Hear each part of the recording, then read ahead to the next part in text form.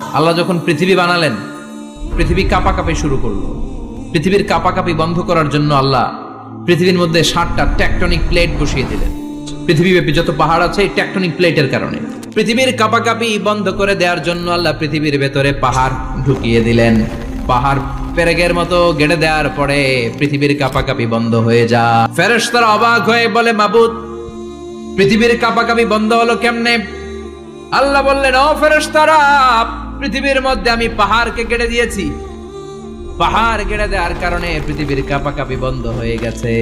ফেরেশতারা বললেন, তাই নাকি? পাহাড়ের এত বড় শক্তি। ইয়া রাব, হাল মিন খালকিকা আশাদ্দা মিনাল জিবাল। আপনার এই সৃষ্টিকুলের মধ্য থেকে পাহাড়ের চাইতে বেশি শক্তিশালী কিছু আছে নাকি? আল্লাহ বললেন, হ্যাঁ আছে। পাহাড়ের চাইতে শক্তিশালী হচ্ছে আল হাদিদ, মানে লোহা। আল্লাহ বললেন, লোহা সবচেয়ে শক্তিশালী, এটা পাহাড়ের চেয়েও শক্তিশালী, কারণ লোহা পাহাড়ের মধ্যেও ঢুকায় দেওয়া যায়, ঠিক কিনা? ফেরেশতারা বললেন, আল্লাহ, আপনার এই সৃষ্টিকুলের মধ্যে থেকে লোহার চাইতেও কি শক্তিশালী কিছু আছে? আল্লাহ বললেন, নাআম আছে। লোহার চাইতে শক্তিশালী হলো আন্নার, মানে আগুন। আগুনের স্পর্শ পেলে লোহা গলে যায়, ঠিক কিনা? আগুন জ্বালিয়ে দিলে লোহা অস্তিত্ব হারিয়ে ফেলে, লোহা গলে যায়। ফেরেশতারা বলল, আল্লাহ, আপনার সৃষ্টির মধ্য থেকে আগুনের চাইতেও শক্তিশালী কিছু আছে নাকি? আল্লাহ বললেন, আগুনের চেয়েও শক্তিশালী হলো পানি।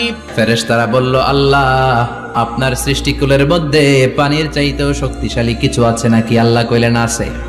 সেটা হইল আর রিহ, মানে বাতাস। সুবহানাল্লাহ কোন? কারণ বাতাসের ঝাপটায় পানি দোলা খায়, বাতাসের ঝাপটায় পানির মধ্যে উচ্ছ্বাস তৈরি হয়, সাগরে জলোচ্ছ্বাস হয়, ঠিক কিনা?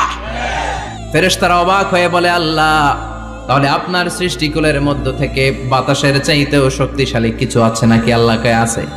ফেরেশতারা বললেন, বাতাসের চাইতেও শক্তিশালী যদি কিছু থেকে থাকে সেটা কি? আল্লাহ বললেন, সেটা হলো মানুষ, বনি আদম।